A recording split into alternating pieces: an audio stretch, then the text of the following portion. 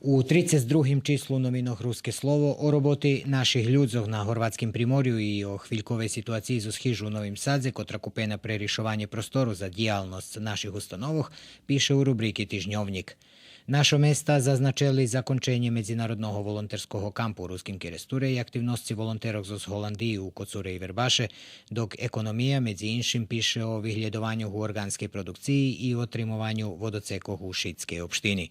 Mozaik ponúka rozvarku so Ivanom Vislavskijom zo Đurđova, kotri trenira crossfit, dok zvid z festivala tamborovih orkestrov Melodiji Ruskog dvoru u Šidze i rozvarku so Miroslavom Malackom i Kristinu Afić, tohoročnima pobjednikami na festivalu ruske kulture Červena ruža, piše na bokoh rubriki Kultura i prosvita.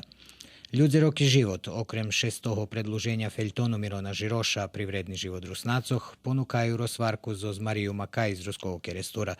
Tu mož prečitac i upečatki o Rusnacoh i prebuvanju u Ruskim Keresture učašnjikov tohoročnog volonterskog kampu. Bohosluženje na Tekijoh, ali i značni jubilej šestroh služebnicoh u Ruskim Keresture, Šveto Makoveja i preobraženje, zaznačeni u rubriki Duhovni život. Sport na to zavod dava zvid z turniru u velikim fotbalu u ramikoh sportskih baviskoh Jaše Bakov u Đurđove, a na ostatnjih bokoh, jak i vše, u ljetnji šemi rubrika Hladog i Horuci tepši.